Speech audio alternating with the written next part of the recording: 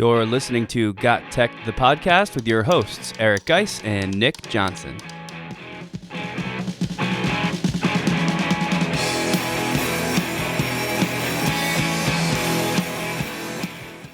Welcome back to GotTechED the Podcast. This is episode 149 called Edtech Tool Collection Tips and Tricks, parenthesis, One Best Things. In this episode, we'll unpack some of our favorite resources and ideas from a recent social media collaboration from quizzes called One Best Thing. This is another episode you don't want to miss. Check it out.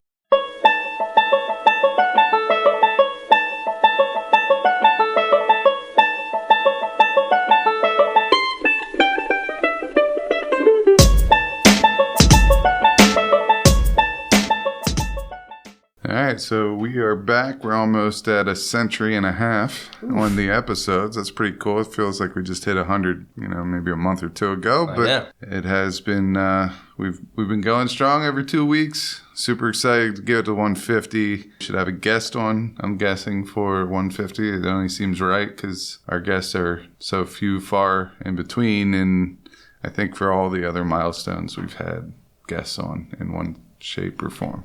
Yeah, I don't think we need like a big old celebration like we did for 100, but we'll definitely do something a little bit special and bring on a different voice for episode 150, which is nice because, like you said, it's been a while. Right off the top, to our listeners in episode 149, I have to apologize because I have a cough drop in my mouth. I don't know if that's going to come through in the audio. If it does, there's just no way around it because it's the only thing keeping me from entering into like a 2-minute long coughing fit here. I'm not sick. If you're worried, I'm not sick. It's just this most lingering cold I've ever had in my entire life. Yeah, so you had it for the last month. I had it for a while, but they were two totally different things, I'm pretty sure. But I'm telling you what, it just doesn't go away. It's super annoying. But I will say Nick looks rather chipper today. Like, He's starting to get his color back, so I hope he's on the mend. Yeah, I feel great. I feel chipper's a good word for it. I just sound horrendous. So hopefully I don't have too much editing to do in terms of the coughs in this episode. But regardless of that, we're talking about this very cool online PD experience collaboration. Honestly, I'm not sure what to call it. This is from Kyle Nemus, who now works for Quizzes. He's an excellent Twitter, I guess X. Is that how people say it now? Just stop saying X. Okay. We'll stick with Twitter. I mean, if we have to start going with X, I'm getting off the platform. It just doesn't. I've been saying it now for weeks as X. It just doesn't roll off the tongue the same. But whatever. Kyle Nemus on Twitter, who's an excellent follow if you haven't done that yet.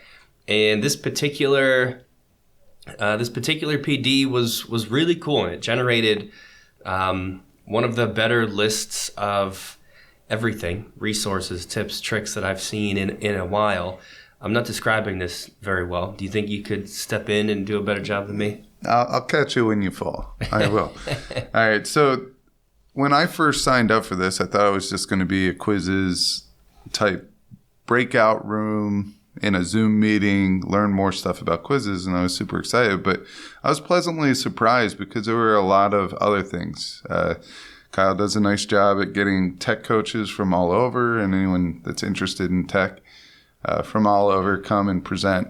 Now, some of the stuff is on quizzes which I really wanted to see because I'm just starting my path on quizzes.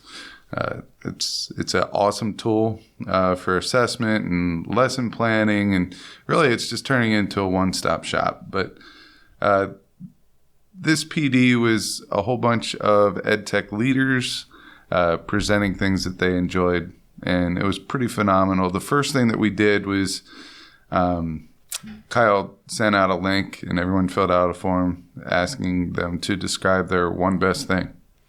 Now, that one best thing could be a teaching tip, it could be a trick, it could be a tool, it could be a resource, it could be a website, etc. But each person did it, and they put one thing in that they consider their one best thing. And then you, at the end, you get this big master list that he organized into categories, and he sent it out to everybody, and he put it on Twitter. So I put that Twitter link, if you're interested in the big list, into the show notes for this episode. But we will be focusing on a couple of tools that we pulled out, or tips, tricks, whatever it may be, just to talk about for this episode. Ironically, some of these were already in our pre-planning for episode 149, but once we realized that there are 4 on the list, we just decided to do a synopsis of some of the ones that we really like on the list, and we have the people that shared them on there to give them their credit as well. This podcast is a proud member of the Teach Better Podcast Network. Better today, better tomorrow, and the podcast to get you there. You can find out more at teachbetter.com/podcasts. Now let's get back to the episode. So let's jump straight into it. We've got, I'm not sure what the total number is here. It looks like about 9 different things. I have a feeling it's going to be more than 9 because I've already got a couple other ideas that I know I want to pepper in along the way. But these are the standouts from that list. And of course, there was a ton of other ones that were really great on there as well. But a lot of them we've talked about before on the show. So this is the standouts that we haven't mentioned before. So they're new to us and hopefully new to our listeners as well. And we've got it's a whole grab bag of things. So websites, extensions, and sometimes just like ideas or things to try too. And I think I'm going to let you take the first one on the list, which is one of the more exciting ones on here, I think. Yeah, so the first one is an extension. It's called Brisk Teaching. And the Brisk Teaching extension does a bunch of things, and it's in the I guess Google Docs is its main living place. All right. It uses AI to do 4 things: relevel text from a site, detect AI in student writing, create lessons, quizzes, etc. from a doc. And probably one of my favorite things is it gives students friendly feedback on their writing, in which they say glow, grow, wonder format. So I really like this one. It's an extension. It will show up in the bottom right-hand corner once you've downloaded the extension and logged into it. And it's simple. You're in a Google Doc. You have any type of text there, and you hover over it, and it's going to give you those 4 different options: detect AI, start writing, or create a lesson. So you can just type in create a lesson or a project on X, Y, and Z, and it will do it. You could ask it to write questions for you, and it will do it. And it is all done within the doc. So it's a one-stop shop. A lot of people compare this to Diffit. For me, I see them as similar but different. I think Diffit goes across more of Google services or the Google apps. They go to Sheets. They go to Forms. Or Docs, Forms. I guess eventually we'll get to Sheets if you grade it. And then now they're doing slides, and they have all these awesome templates and everything in there. So I see them different. If you live in Google Docs, I would say go with Brisk Teaching. If you live across multiple, if you utilize multiple of these Google apps for education, I would say Diffit. So Brisk is a little bit newer than Diffit, I believe. And I could see the upgrades and the changes that Diffit's making. So, I mean, I think right now I'm leading towards Diffit because it's a one-stop shop, but I could see Brisk also branching out as well. And really, it's going to be your decision. We oftentimes bring up different tools. I just have a tough time getting away from Diffit right now because it's proven across 3 of these apps.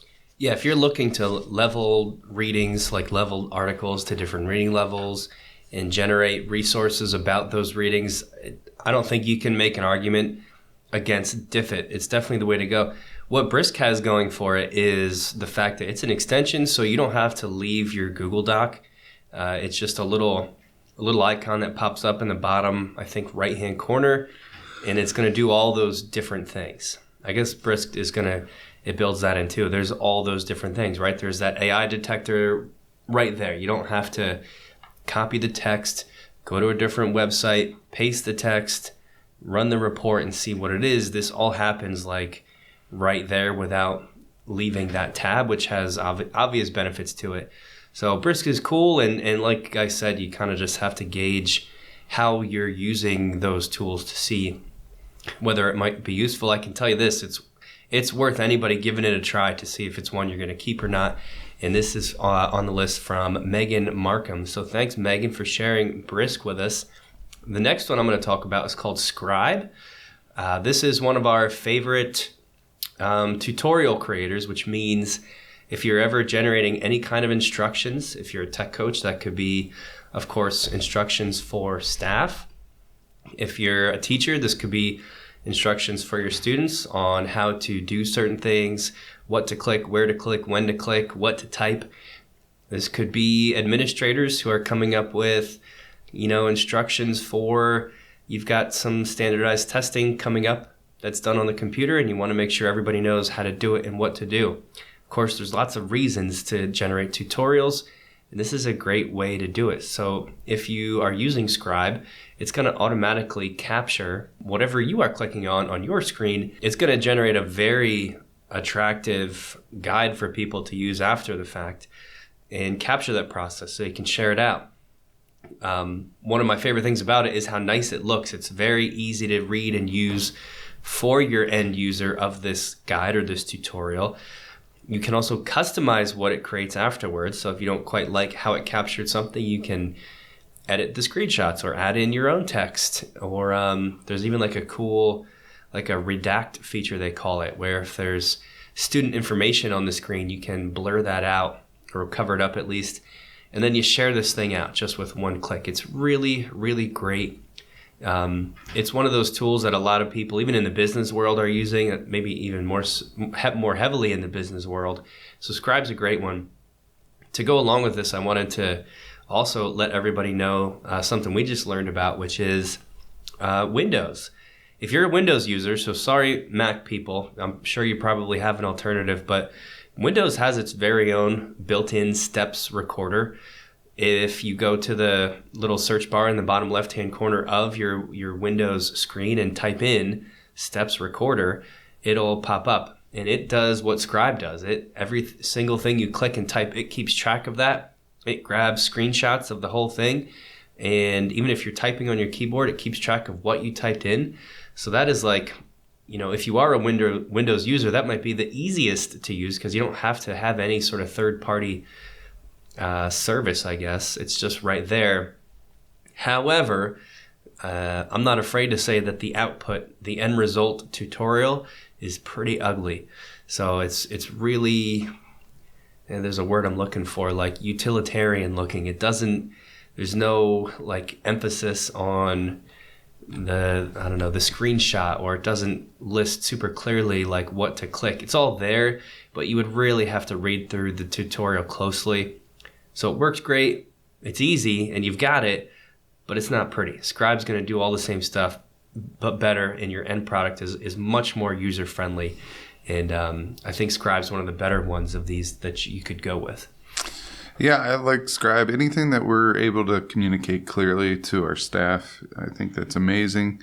I'll get into my next one. My next one is a little bit of everything. It's a website. It's a resource hub.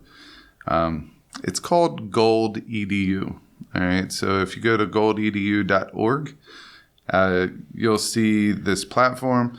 Now, I will say this. I've heard of GotTechED before, but I'm not sure if we actually brought it up, unless one of our past guests brought it up, because she is one of the three that has started GotTechED, and that is Stephanie Howe.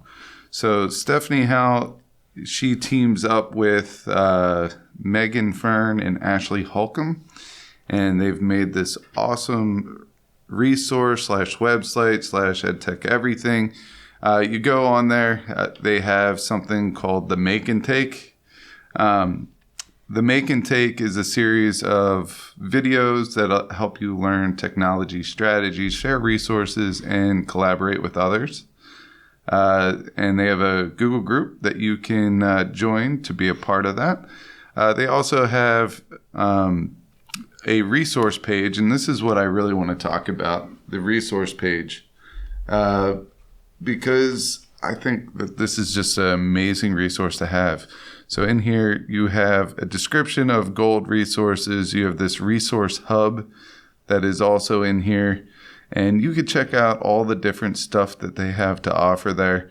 But I would strongly, if anything, if you only do one thing, I would go over to YouTube. I would type in GotTechED and follow their channel, because they just have so much that you can get there. They have videos beyond belief. If you want timers, they have that. They have a lot of things that kind of look like edu protocols, like the fast and the curious, how to do it, how to run it, and a lot of other really, really awesome resources. So check out GotTechED.org. Yeah, the workhorse that is Stephanie Howell. Very impressive, and what a cool website. The next one we've got is an extension from Quizzes itself, which is pretty cool. And this one automatically turns whatever website you're on into a Quizzes quiz. So awesome. This goes along with the whole new suite of AI tools that they're incorporating. Like one of them that's also relatively new is you can add in a slide deck that you have, and their AI automatically reads all the information in the slide deck, and it's going to turn that into a quiz for you automatically. And you're going to see this kind of stuff pop up all over the place. Like, if we jump back to Diffit really quick, they have one that does that for YouTube videos. So you can put in the link to any YouTube URL, and Diffit's going to read through that and generate a list of resources to go along with that video. And the same thing's happening here. I love that it's a Chrome extension, though. That means I don't have to actually go into my Quizzes account to do anything. I'm just scanning through, let's say, a article from the New York Times about global warming for my upcoming global warming lesson in chemistry class, and I tap the extension and it automatically turns that into a quiz. Maybe I'm on the website for the online textbook that I use. Automatically turns all that information from the textbook that I'm using to teach my course into a quiz. All of these ways to get these quizzes generated automatically, and I don't have to make them. To me, I've never been a big online quiz user, just because I felt like I didn't have the time to sit there, input all the questions, choose the right answers, generate the feedback to go along with each right and wrong answer. It just kind of always made me say, forget it. But now that problem has been completely solved with things like this. So, if you just try Googling Quizzes AI Chrome extension, that'll pop up for you, or you can head to our show notes. But this is a really cool one and is one of the smoother, more common sense things that I've seen in a while. Yeah, so Kyle Nemus obviously shared this one with the group, and I think it was valuable. I know when I first looked at it, I was like, is this real? Is this I didn't hear about the Quizzes AI Chrome extension, so I was very happy to check it out, and it does work very, very well. I thought it would be, since it's brand new, I thought there would be a little bit more issues with it, more tweaking that needs to be done, but I was very pleasantly surprised when I used it for the first time. So check out that Quizzes AI Chrome extension. I'll get into my next one, and I really love this one. It's a very simple tool. It's something I'm going to use for my escape the rooms when I make them. It's called Fodey.com, Fodey.com, and it allows you to create a newspaper clipping with a headline and story that could be used to summarize an article. Like I said, I'm going to use it for my escape the rooms. Other people have used it for reading selection, just to make the whatever they're supposed to read, seem different than a typical article on a piece of paper. Some people use them as tickets out the door or a formative assessment. So all that you have to do is enter a title, enter the date, put the name of like the newspaper, and copy and paste anything that you want to be formatted into a newspaper. And it looks like a newspaper clipping. It's super cool. Jeannine Enz, I hope I'm pronouncing the name right, but Jeannine Enz was the person that shared Fodey.com. How many times a week do you get asked by somebody for a recommendation on a translating tool? How often does that happen for you? I would say 2-3 times a month. It's constant. I don't know what it is. about, I mean, obviously, I know what it is. There's a tremendous need for that. I'm not diminishing it. But what I mean is there's just so many translating tools. And a lot of them they're just like built in. You don't even have to really go anywhere. If you want a translating tool, just check out, go to Google Chrome extensions and search translating tool. Even just Google Translate itself is great. So I just don't understand this question. I think what people really mean is, do you know of a good translating tool? And a lot of them are good. And I've got one that seems really, really good here. It's called DeepL. DeepL Translate. You can find them at deepl.com. There's a little bit more there to the URL, but I think if you just Google DeepL, and that's the letter L.com, you'll find it. It's an AI translator tool, and the AI is going to improve the translation you get, of course, because it's not just going like word for word. It's actually trying to understand context and comprehend and do a little bit more there. So that's helpful. 31 languages. It's going to cover most of the big ones. What I like about it is you can do 3 different things with it. It's going to translate text that you just copy paste in. So this is like your fast and easy use where you just have a little snippet you want to put in there. My favorite one is the ability to translate entire files. So PDF, drag it onto their website, translates the whole PDF for you. Docs as well, PowerPoints as well. That's a really big one, I think, because it's cool to have your presentations done in multiple languages. It also has a special thing called DeepL Write, which is going to bring in AI to do some of the writing and editing for you along with those translations. Really, really cool. They also have a handy little dictionary tool like right on the main page that might help you to sort of understand yourself what you have just translated. But, if you're somebody who has wondered about translating tools or has asked this question, or maybe you're a tech coach who gets this question a lot, you should file DeepL into your little toolbox there of stuff you can share out. DeepL's from Jessica Adams. Thanks, Jessica. That's a really awesome translator. Yeah, I've heard of DeepL before. It's not one that I've played around with, but just looking at your screen right now as you're playing around with it, I think this is something that I will definitely check out. Usually there are 2 others that I go to before something like this because I just know they're tried and true, but I'm now starting to hear that they want more functionality out of the tools that out of a translating tool. So this might be the answer to that. All right, I'll get into my next one, and I chose a lot of website resources on the list because I think sometimes podcasts get on they're not noticed. But I think websites are even further away from being noticed. And this one is another powerful one like Gold EDU, and it's phauseedu.com. So phauseedu.com. And this is Patrick Hauselman's website. And I know Patrick. I met him at the Teach Better conference. And to be honest, I didn't know that he had this website. So I'm glad that it was recommended, put on the list, because I checked it out and it is awesome. So as soon as you go onto the website, which is going to be in the links, I'm going to just go straight to he has a blog and his Twitter handles, all that stuff, which will be in the show notes. But I like the resources. If you go to the resources, he has a lot of videos and presentations that you can just go and get. So anytime that he does a presentation, it seems like he puts these presentations onto his webpage. And, there are some in here called #AppDays, and I went and looked at that. And I guess he probably did this one with Phil Strunk, who we had on the podcast before. And you look through some of these. He has another one called that I saw the other day where it's like all the unknowns of Google, like all the less popular apps and stuff. And that one was phenomenal. I learned a lot from that one. Here's another one called a 6-pack of tools that can transform your classroom. 5 great ways to structure student-led learning. So he's hitting all the main topics and everything, but he's giving you his presentations, which are jam-packed with resources. So I just think that it is pretty awesome that he is sharing all this stuff there.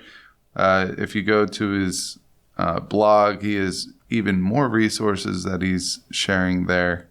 And I just think it's an awesome way to connect with such a great teacher. Patrick is an educator that comes off very quiet, but when you listen to the stuff that he shares, it is very, very powerful.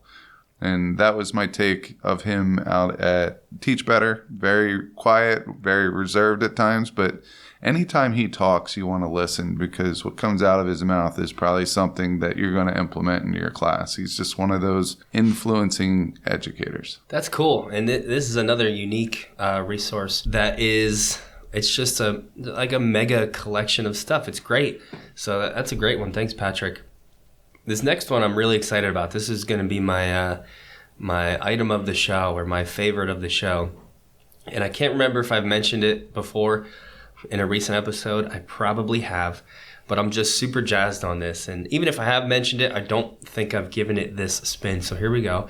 I'm talking about something in Canva. Sorry, everybody, we go there constantly, but there's just no way around it, because there's just so many cool things happening constantly.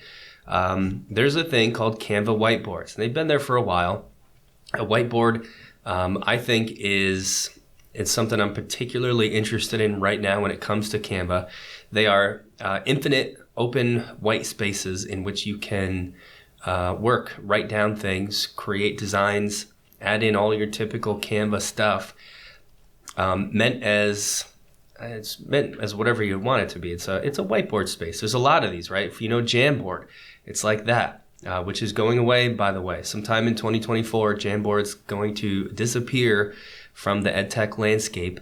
And one of the places I'm pushing teachers to go who use Jamboard, because as we're finding out, there's a lot of them, is Canva whiteboards.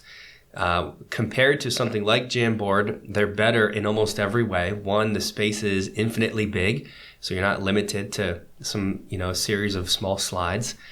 Two, the things you can add are way more diverse. The writing tool in the Canva whiteboard is way better. There's just so much, including, because it's Canva, templates. So I'm looking at all the Canva whiteboard templates. Now, you don't have to use these. You can just start with a big giant blank space if you want. But they've got so many cool templates for starting points. So, one of them here is a to-do list, where it's got all these different areas set up for categories of to-do lists. KWL charts, SWOT analysis. So a lot of these you can see are for teachers. Polls, where you invite a bunch of people to your whiteboard and everybody moves around their little color shape and puts it in a certain location. Story maps, mood boards. Here's one for your personal life, tailgate planner. And you have to see these things to get a sense of it. But, spider diagrams, where you're connecting different images, and cause and effect boards, word web whiteboards, just never-ending lists of stuff, mind maps, decision trees, workflows. So many cool things already built and set up for you. I've already tried this once, where I invite an entire class of 24 kids onto a whiteboard. They can each go to their own little corner that I give them with I add like a giant colored square, like a giant green square, and I say, Group A, you're working inside the green square.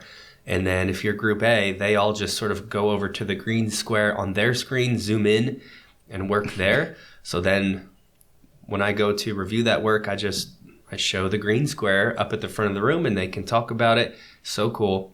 The really cool part is, once you're done with a whiteboard, you can do an extra thing with it, which is click on something called Magic Switch.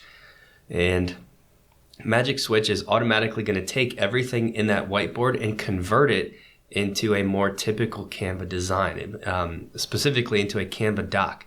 So if you can imagine a brainstorming space where everybody's putting in ideas, or group work where everyone's got certain things figured out, you can let then Magic Switch automatically turn that into a more formalized document, which is just so cool. It's like taking step 2 out of it after everybody's sort of working and just spitting ideas out there.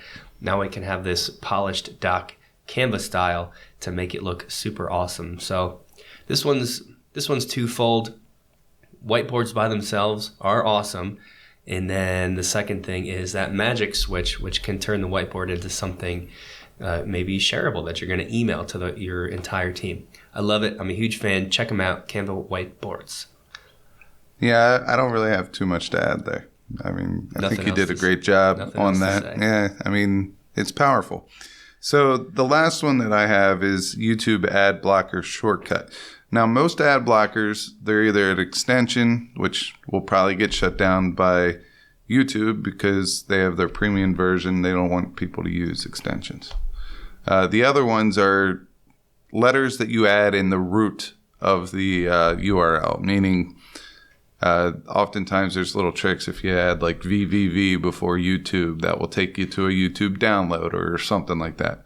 But all those get shut down too at some point in time.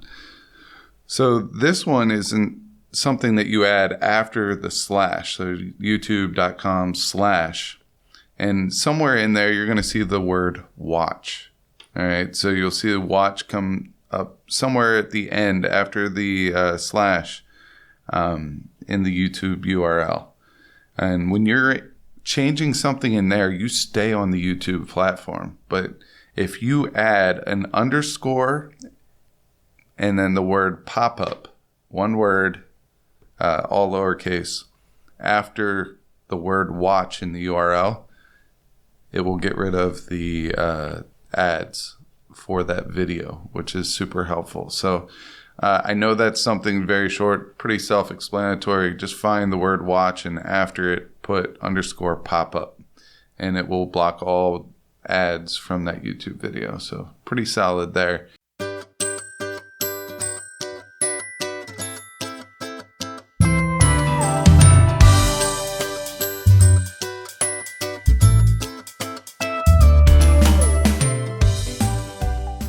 And with that one, we are going to wrap up this episode the same way that we always do. If you find value in this content, please go over to Apple and review us.